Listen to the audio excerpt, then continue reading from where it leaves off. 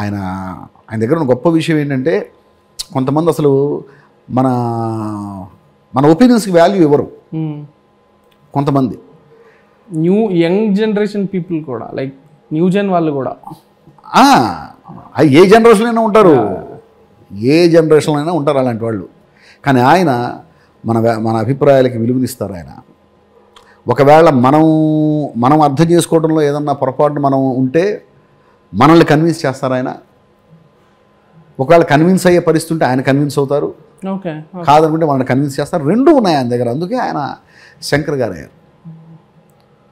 So నిజంగా ఆయనతో పనిచేయడం అనేది అదొక వరంగా ఫీల్ అవుతున్నాను నేను. అంతే.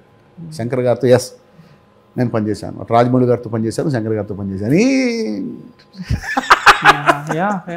2 yearsలో అది కూడా నాగశ్విన్ గారితో పనిచేశాను. ఇక అంతకంటే ఏం కావాలి ప్రశాంత్.